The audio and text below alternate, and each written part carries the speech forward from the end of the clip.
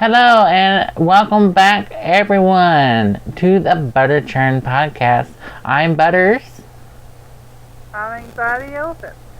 And we are back with the ButterChurn to talk about some stuff and things. Those are my favorite things to talk about. Do you like to talk about stuff and things? I do. What's your favorite stuff and things to talk about? You know, that stuff, this stuff, those things. Ah, yes, I know those stuff and things. Those stuff and things can be really fun.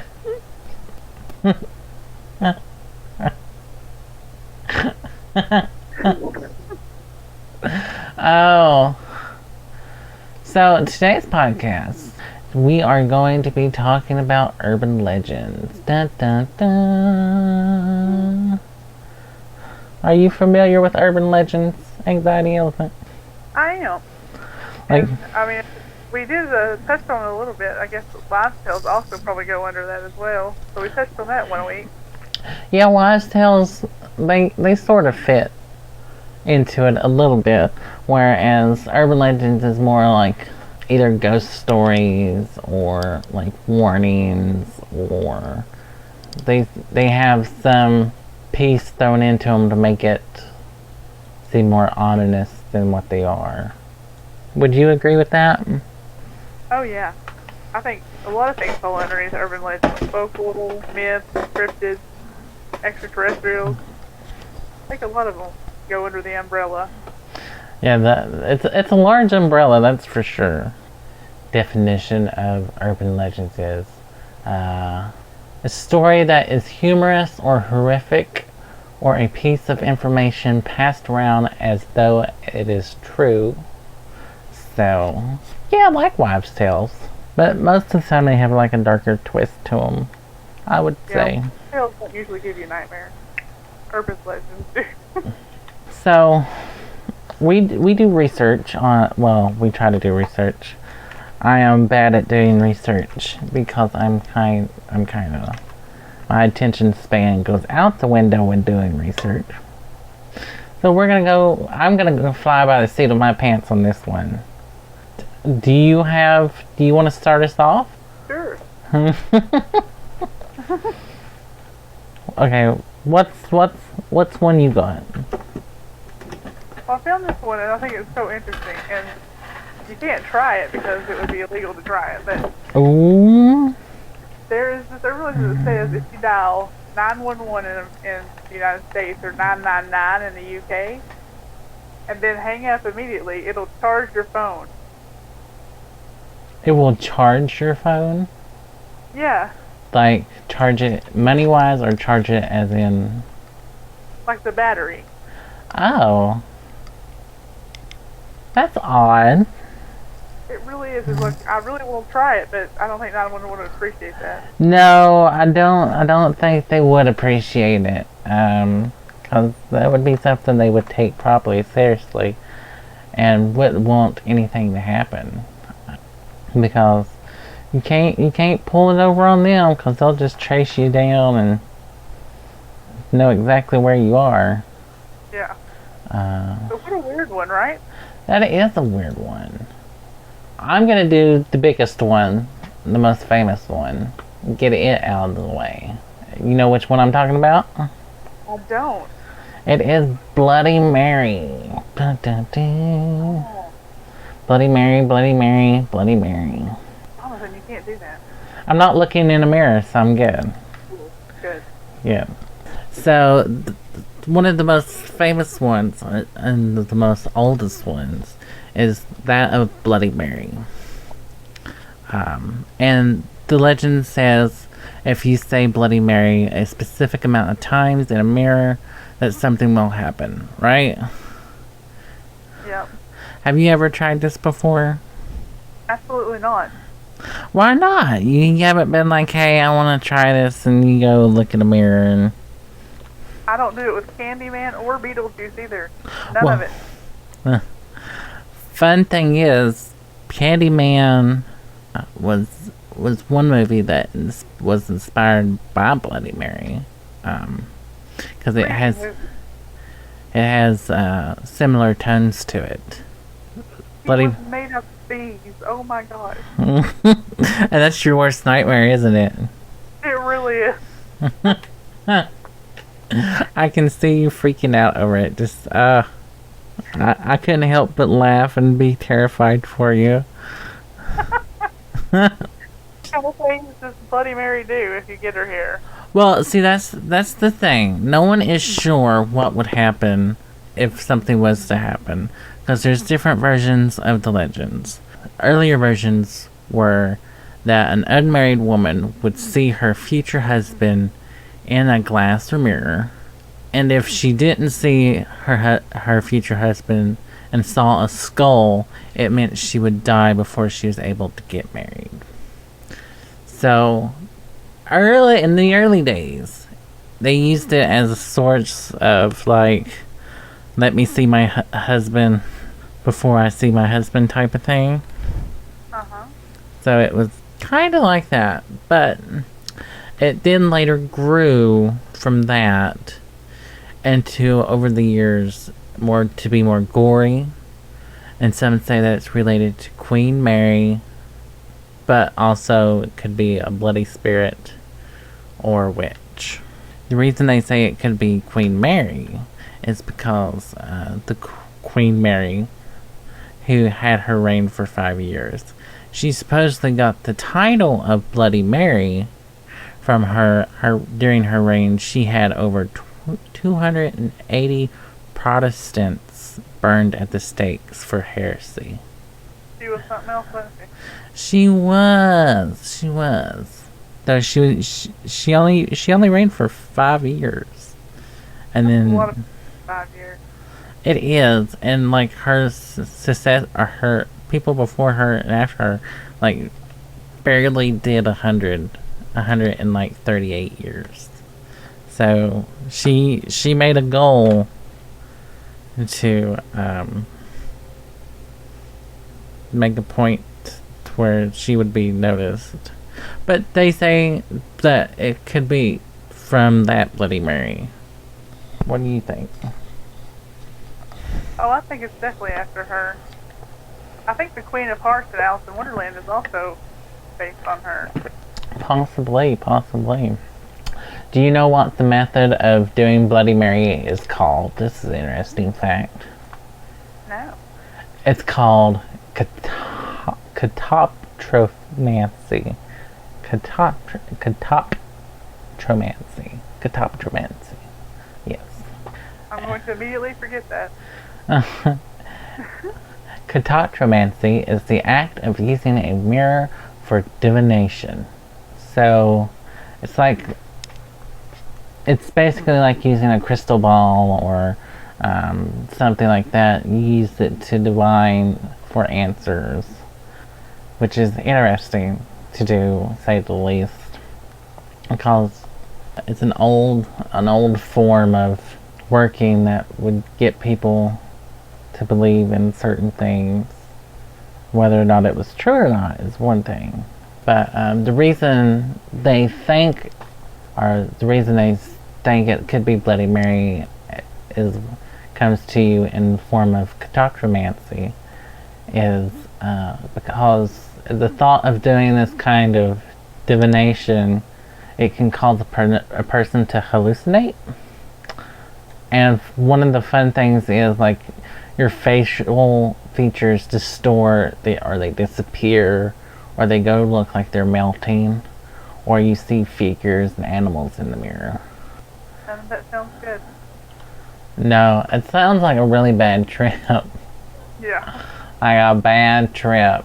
Have you ever had a bad trip? Only one time when I went to Florida. Well, that had to be fun.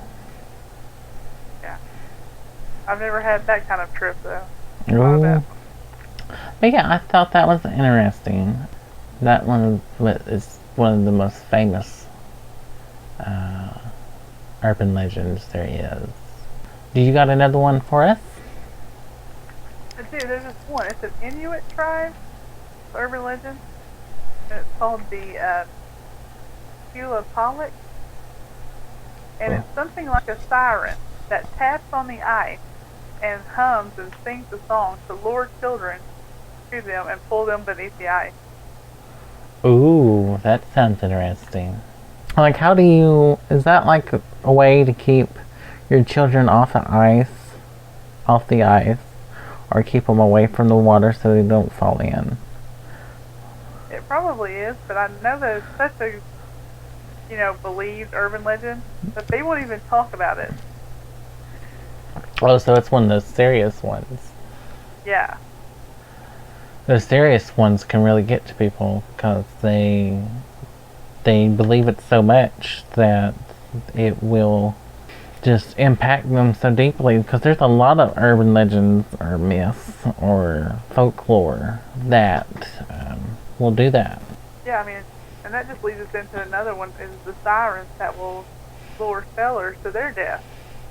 Yeah, I like to believe the sirens in those stories are manatees or dugongs, and they just wanted to get freaky with big old blubbery. What in the case of sailors, what do you think the siren is? I don't know. You're out on a ship for so long. I would think that maybe you just kind of make it up in your head because you're just like there. Like there's so many. You can't do a lot of things on a ship, especially in the olden days when the urban legend started about the sirens. Yeah. They had nothing to do. Well, it's gotta be even older than that, because like in the Odyssey and everything else, there were sirens and men being lured to their depths by beautiful enchantresses singing to them, calling them in and whatnot. But I've never met someone who can sing that well that would just draw me in, really. Have you? No. And I've never been on the ocean either, so I don't know what. I've been in the ocean once. Once or twice. Well, once in my lifetime. On a ship? No. On a beach. Oh. And I decided that it wasn't for me. So I decided to stay on the beach and dig holes. And make like a little pool for myself. And just have a little fun time that way. Nice. You know, the Little Mermaid, that's where it got its start, is with the sirens. Was it? It was. Oh, Little Mermaid. It probably just ruined somebody's Disney World right there. Well. My bad. I mean, we could do that gives us a tip for doing a podcast on Disney. We could go into the stories of Disney princesses, like their backstories and stuff, because some people don't realize the stories behind Little Mermaid or Cinderella or Ursula or anything like that. I know, we can ruin all kinds of Disney dreams with that one, because some of them are pretty intense. They are. But that's for another time. We'll get to that at some point. We might save that for a special or something. But Did you have any more that you found? Or another one you found? Yeah, I've got one. It's called The Hook Man. Now, you might know this one, or heard it at least once. It's that old urban legend that they play in films a lot,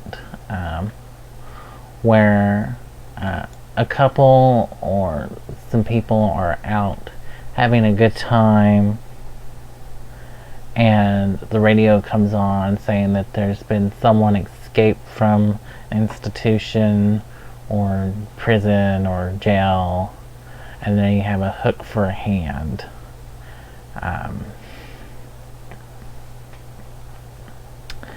And the couple, they either go back home and find a hook embedded in the back of their car, or one of the pair end up suspended above the car with their fingers scraping against the roof. Wow. Like, it's it's an old, like, this one's been around since, like, I want to say the 1960s, maybe 50s. Maybe You're a right, little. a lot of people do use that. Yeah. What's interesting is both The Hook Man and Bloody Mary have influenced movies and books, TV shows. For example, Supernatural and X-Files did episodes on Bloody Mary and the Hook Man, and all the way up to Candyman and I Know What You Did Last Summer. Like, they've had so much impact that they've influenced other series. Now, I don't know any of the books because I didn't write those down. But there's been a few. It's interesting because a lot of movies and stuff, when they use that, or a lot of books, they always make it have something to do with the sea, like he's a sea captain or a ship captain. They certainly add stuff to it, that's for sure.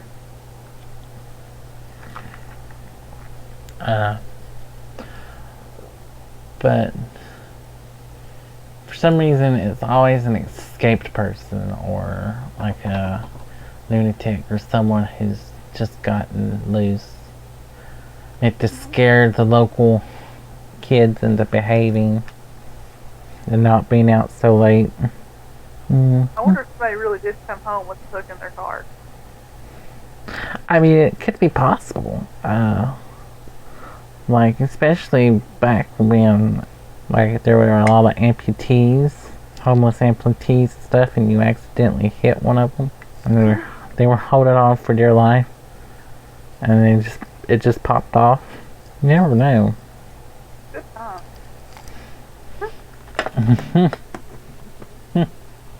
And then there's another one. There's always one that involves food. You can't fail without one with food. There's always some kind of urban legend revolving around like food or food giants, from speculating to what's in food, what's being mixed with food, what food is made of, such as the famous one where mixing Pop Rocks and soda will make your stomach explode. And then there's some of the racially insensitive ones, I would say, where Chinese takeout or Asian takeout is made with dogs and cats, that type of thing. Oh, and you'll be hungry an hour later. Yeah. Or like the pink slime in McDonald's, or just weird food ones. Like finding a finger or something, which has happened, sadly. But what you got? Oh, well, this is one that it applies to a lot of celebrities. The most famous one is Paul McCartney. That he actually died in 1966. He was replaced by a body double. They said that about Melania Trump and so many others. Tupac, all kinds of people. That they were replaced by body doubles? Yeah. Why would they think that? That's a good question. Why would they think that? Is it? Well, I know why they did the Melania Trump one. There's a whole thing about how her face was different, how the body double didn't want to touch her husband or anything like that. That's kind of silly. It is. Like, could it be because, like, they recorded something earlier and, like, broadcasted it later? Word. You never know. Like with editing, I don't know how. With Paul McCartney, though, I don't know, that would have been hard to do, especially for the time frame and stuff. That's an interesting one. think it's weird how for him, they have the exact year that he would have died. For a lot of people, they don't do that. They just say that they are a body double. They have a body double now. For him, it was that specific year. Maybe they, I don't know. Why would they do that? Why? Maybe something happened in 1966 that we don't know about, or I don't know about. It could be. And another silly one is that myth or legend about Walt Disney having himself cryogenically frozen so he could come back later. Oh yes, I've heard that one. That one's a big one. How do you think they'll thaw him out? Put it on defrost or something? I mean, you can't thaw them out too quickly, or it causes damage. Or that's what I've heard. Probably just put him in like lukewarm water and let him, like a turkey, just put him in running water, let him thaw out and whatnot. Because that's one way to do it.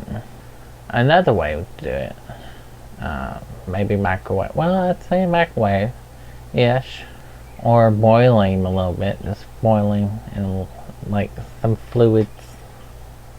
Don't know what kind of fluids, but fluids would work pretty well. Maybe one day he'll tell us whenever he gets back here, whenever they thaw him out. Maybe. Though, will they be able to cure him? Is the thing. Because didn't he have some type of disease? What was him or his child had some type of disease, and that's why he froze himself. Or that's one part of the urban legend that goes along with it, because either that or I'm making up stuff. I don't know. But another urban legend is the Kidney Heist. Da, da, da. The Kidney Heist is one of those older ones where some young person is seduced by an attractive person, get lured to a motel room, and then wake up in the morning in a tub of ice with their kidneys missing. Like, that one's pretty. Especially in foreign countries. Exactly. But that's one of those urban legends where it has one of those warnings in it, like those hidden warnings, like, don't trust people, don't meet up with people that you don't know what could happen. A lot of urban legends have those type of points to them, like, don't do this, or this will happen, don't do this, or this person will get you, or don't do this. Like, it's all sort of type of warning or something. Or some of them's just a ghost story. Basically, don't get picked up by anybody, anywhere. Save your kidneys. Yeah, save your kidneys, save your liver. Don't trust anyone who looks suspicious, and if they're more beautiful than you and they like you, be cautious. Because we all know how that ends, right? We do. Huh. Apparently. Yeah. I mean, there's probably been some cases of someone losing their kidney. I'm sure. Well, I'm full of it. Yeah. Like, because you really in the day and ages that we live in, you can never be too sure. Never know what you're gonna get. So true. Got any more for us? There's this legend that the Men in Black, those movies. Mm-hmm. That the Men in Black actually exist. But there's a real government agency called the Men in Black that do all that stuff that they did in the movie with extraterrestrials and all that. No, that's pretty. Now I can find that pretty interesting. It's kind of like the History Channel's Project Blue Book, where it's sorta follows the cases of agents who went around following UFO sightings and abduction stories and trying to find, keeping things quiet and whatnot. It was an interesting series. But what do you think? Do you think there's Men in Black? I think there totally could be. Because that's another one of those conspiracies that we could get into. But then again, would they have let the Men in Black movies come out? Well, then they might have.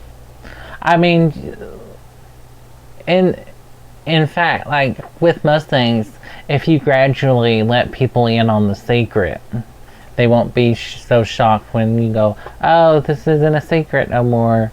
And people will be like, okay, yeah, okay, we accept that. You know? Yeah. You think you've ever been neutralized or neuralized? I mean, it feels like it sometimes. It really does. Because I lose space and time sometimes. And I don't know where I've been, what I've done, who's there, who's not there. I just lose all. It's either that or abduction. I don't know either one. Probably abduction. Either or both are, very, very possible. Exactly. I mean, I wouldn't mind being abducted. Like, make some new alien friends. See something that just blows my mind. I'd be okay with that. Maybe a little probage. Because, gotta have stuff up your butt. Because it's not abduction without stuff up your butt. I think that saying will catch on. I hope it does. I hope it. I want to believe it's not abduction without stuff up your butt. I mean, I'll make t-shirts. I've never understood about alien abduction why people think they're so fascinating that this alien would want to learn about it. I mean, it's the same way with, like, wanting to learn about animals and stuff. With dissection and trying to figure out how it ticks and being a lesser life form who's not that bright. I wonder which one of us would be the lesser life form. Us or them? Probably us. Because we haven't mastered space travel yet. And we do have public schools, so there's that too. I mean, there's that. Yes, there is that. And then there's also the fact that we kill each other a lot when we don't need to. Oh yeah. We do a lot of stupid things, and there's like, it's like they're just waiting and watching. We're like we're in a little zoo, and they're just like, it's not time yet. I definitely think there are other people or other beings out there. Definitely. There has to be. Definitely has to be something out there. It would be fun to go space travel. I would rather want to die in space. Not horrifically die in space, but like, if I was to like go travel, be alone, just constantly traveling by myself, and be like, well, there's this, I found this, and then be like, oh, it's my time to go, and I just take off my helmet and drift into space, type of thing. Like, I wonder if the helmet thing is true, though. What helmet thing? If you take it off, it'll kill you. We've never been anywhere else, so how do we know? I mean, true, but I guess when Elon Musk makes it to Mars, we'll know. Maybe. Unless he keeps all that secret. Who knows? I could see him doing that. People like to keep things secret. Especially if they have money. But back to our topic. Urban legends. I have an urban legend.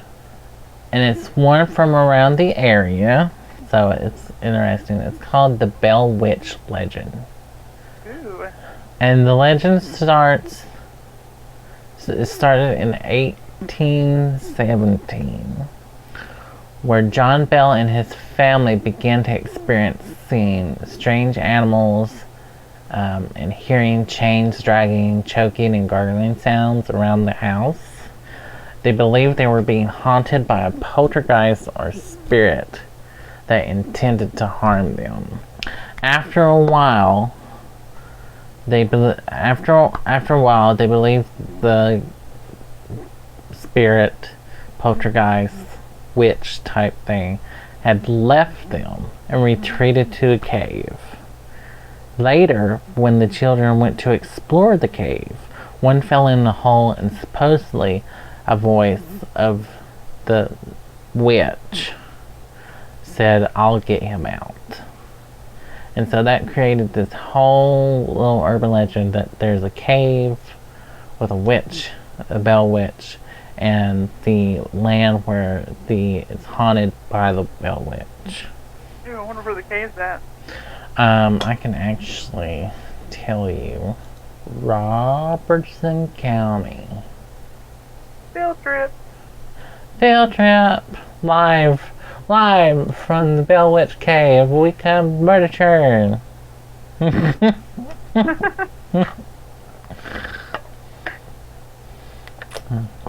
That would be cool to do, though. That'd be. But yeah, that one's interesting because it's local, and there's some other local ones as well. I say local, state-wise, there's some. Because I wanted to see if there was any around the area that would be. I think we live in an area that's prone to it because we have a lot of woods, a lot of caves, stuff like that, so we're perfect for urban legends. Yeah, that's because we have a lot, and the area that we're in, we're settled by like Scottish and Irish and the Scot-Irish and Native Americans, where there's a whole lot that could be put together about the area. Like there's Civil War urban legends, ghost stories, all sorts of stuff. Let's see, what other ones is there? Do you have any more? Well, there's just one that just drives me nuts because people will argue this one, but I know it's not true. Well, I'm pretty sure it's not true, but people will argue with you over this one. That Phil Collins wrote this song, In the Air Tonight, and he wrote it, apparently, allegedly, about a man that was drowning and some other guy was close enough to save him but didn't, and Phil Collins was back there and he was too far away to save him, so he just watched. That's an urban legend? Yeah, they say that's what the song is about. Is it? Because I've never really listened to it that really. I've never believed it, but I've had people argue with me about this. Why would people argue? I don't know, I guess people just believe it so much. Oh, Lord. I guess only Phil Collins really knows. Who knows? And if that happened, would you really put it into song and tell somebody about it? It makes you seem like an awful person. Especially the person who didn't help. Yeah. I mean, that would just be weird. Especially to write about it. You found any more? There's one, another one in the state where there's a headless conductor. The story circulates that there's ghostly lights running along train tracks, where a headless conductor wanders searching for a train that never comes. And some people have said to be seen him wandering up and down the tracks or driving a train. Like, that would freak me out. Yeah. Especially if it was a headless conductor. Like, I don't know if I would really be all into it, to be like gung-ho about it. Like, yeah, I've seen a headless conductor, and be like, yeah, I'd more like be like, oh, that's a Frankie thing. because of trains and stuff. I noticed when looking this up and doing research, there is a lot of urban legends that revolve around trains, railways, and oceans. There aren't there? It seems that way, yeah. Another one is there's a old Trinity Church that dates back to the 1847 that has unusual going-ons. And over the years, the church and the graveyard have been vandalized by a near cult. So it says. One of the graves is of a woman who died in 1912, and it was vandalized, and it is believed that the statue standing over it bleeds from its eyes and necks. And then there's also, the story goes, there's strange noises coming from the graveyard in the church, and lights turning on and off in a building that is no longer used. Like, coming from living in between graveyards, it can be a little spooky. But not bad. Yeah, your neighbors are great. It's just like if you start hearing stuff that's not there, you kind of start to get worried. That's for sure. I used to live beside a graveyard as well. Did you? How was your experience with it? It was fun. Never had anything weird happen, or every once in a while there's a weird light, but that's about it. Well, that's... Did you have any? I didn't have any experience. Well, like, there would be sounds and stuff coming from the house we lived in. Like, there would be noises and, like, sounds of children at night playing, and it would be kind of freaky because the house used to be where they used to have, like, the viewings and stuff of the bodies. So it was kind of creepy, but it wasn't too bad. I mean, especially for, like, I think I was, like, maybe 4 or 5, maybe 6. So are you more leaning to the side that you believe urban legends, or that you don't? I believe some of them, because some of them ghost stories, and, like, it's possible that it would be easy to believe. Now, the ones that get really far out there, it's like, I don't know, because some of them's just trying to do, like, this is common sense, use your common sense now. What about you? What are you leaning towards? I always thought that maybe there is some. It started with like a kernel of truth, and it's just grown over the years. So I believe in them, but then again, I don't. I understand. Because I just think they've been added to. Yeah. I can understand that. It really depends on what is being told in the story for me. Like, have you ever seen, well, I'll bring that up some other time. We'll bring that up in the cryptics, because it's one of my favorites. But, like, a lot of urban legends about, like, monsters and cryptics and stuff like that I find interesting, because there's a sense of mystery to them that you just don't get anywhere else, and it's fun. It really is fun to believe in them. You never know what you'll find, and I'm sure there's, like, lots of urban legends local in other states and countries and stuff we would love to hear. But what's one urban legend you can think of that you've heard and did believe the first time you heard it? I'm not sure. What about you? I used to do Candyman, and I used to do Bloody Mary.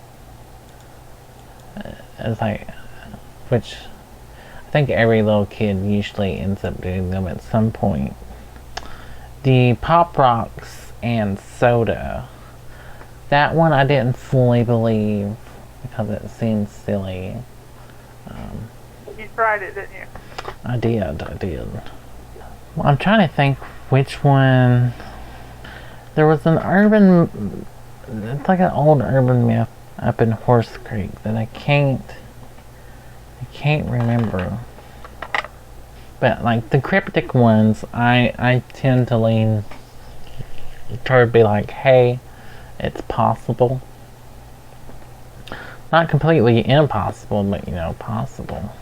Yeah. Because I like to think that there's like things out there that can beat us in a fight, maybe, if we didn't have weapons and stuff.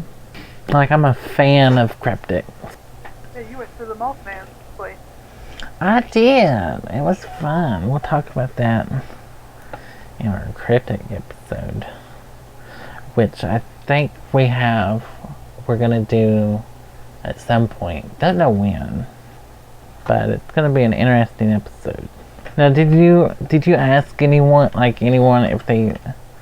if there was any urban legends that they heard of when they were growing up or anything like that? No, I didn't. And that's something I should have done. No. You? Not necessarily, but I know one. I think Granny. I think it was Granny.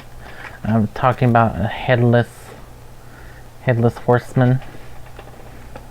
Oh yes, think about cranes for you. Yeah. Well, no, this one's a little different. This one's around this area up when she was growing up. She used to go walking because she had to walk back from school and everywhere else. There was a place that she would walk through, and there would be a wooden bridge, and there would be hoof steps and stuff that she could hear on the bridge. And I don't know if it was a headless horseman or just a horseman or a ghost horse, but it was one of those things that had happened. Very interesting. Yes, indeedly doobly. But you got anything else for us? I don't today. Not for this episode. Not for this episode. Oh, you got things. I got a little head start on the cryptids one. Is that our next episode? I can't remember. It can be. We'll talk later and see how it goes. Because we got Halloween coming up this month. And we plan on doing some things for that. Fun stuff. So hopefully we'll plan it out a little better. I know you wrote down some stuff. I needed to write down some stuff, but I totally forgot. Let's see if I can find another urban legend. How do you feel about gin? The drink? No, the mischievous spirit beings that can be good or bad depending on their mood. Like the Arabic word for like genie, but it's jinn, like Arabic genies. Like there a lot of faith is put in the jinn. Like it's definitely one of those West Eastern beliefs that the jinn can cause anything from losing something to something being destroyed, all the way up to sickness, disaster, and plague, just because you upset a jinn. Oh. I could see that being real. I wouldn't want to upset somebody. I would try my best not to, that's what, you know. I mean, you would hope you wouldn't upset nobody. And then there's there's apparently one urban legend that the Sydney Harbour Bridge doubles as a tomb for 3 workers buried at the side of it. Would you want to be buried inside of a building? I think that'd be kind of neat because you would always be there. Yeah, and it couldn't be torn down because it would be a grave, so it'd be like, do you really I want... think it's better than being buried in the ground. Yeah. Kind of like I would like to be a tree or a mushroom colony. That would be cool. It would. Have you seen those I prototypes? have, Like, if you could turn me into mushrooms and just keep me, like, have a whole graveyard full of just mushrooms, be like, don't eat my mushroom.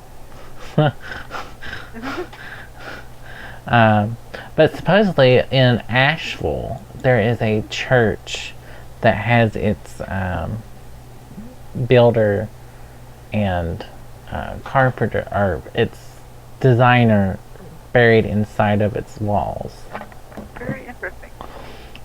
It's a beautiful church. Like a beautiful church. Ooh, there's ghost stunts. Ooh. There's a lot of myths that are like ghosts or some threatening creature. Which one are you more a fan of? Like ghost stories or creature stories or like just warning stories? I do kind of like ghost stories. That would probably be my favorite out of those three. Ooh, I definitely like the cryptids. The cryptids are pretty nice. Or anything with like a creature in it. Those are pretty neat. Let's see if we can get a few more in here. So what's your plans for this coming Halloween? I don't normally do anything. Well, that's... A lot of things are, they're not going to be done because of COVID, obviously. Well, that's no fun. I don't really get trick-or-treaters where I live. You should just go to grocery stores and throw candy at kids. Be like, here, have candy. People get so angry when I throw things at kids, though. Yeah, usually because it's like knives and books and stuff. Like, shut up. Shut your child up. Yeah. Do you have plans for Halloween? I'll probably end up working. Oh, yeah. So. Maybe I'll come throw candy at you. Maybe. We'll see. We'll see. Oh, here's one. There's the 13th child. Back in 1735, a woman who lived in expansive woods. Oh, this is the Jersey Devil story. Had a child. If no one knows what the Jersey Devil is, the woman had a child, and she gave birth, and the child was cursed because it was the 13th child to be born, and it had bat wings, clothes hoods, and all sorts of stuff. Sightings became so widespread that Philadelphia Zoo posted $10,000 reward for the capture of the beast. Can't you believe that? Huh. Like, I don't know if I can do it for 10,000, maybe 20,000. There's all those urban legends, curses, ghost stories about Hotel Hell with H.H. Holmes. Or Hell Castle, whatever you want to call it. There's a lot there.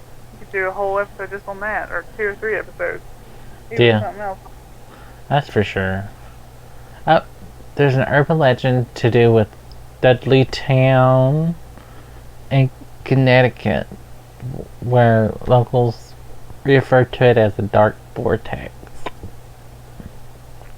Rumor has it that if any visitor steals an artifact from the area, they will have horrible curse put Moreover, visitors have reported seeing orbs of light, wolfish black shadows, and hearing disembodied voices. The Topper is a mysterious group that calls themselves the Dark Force Association that regularly patrols the ground. That's creepy. That sounds like a cult. Okay, I think we'll call it there for our podcast today. So if you want... We got a lot of good things coming up, especially for Halloween. So make sure you tune in. That is for sure. And if you want to support us, you can go over to our Patreon, the ButterChurn, or you can go to, you can listen to the podcast again at the ButterChurn.buzzsprout.com. You can also watch me on Twitch when I stream, usually at ButterTusky there. And you can find AnxietyElephant at just about anywhere under the AnxietyElephant name. Any specific spelling or anything like that? Only on Instagram. It's elephant spelled with an S instead of a PH. Okie dokie. And until next time, thanks for the listen. Thank you. Till next time, toodles. Bye.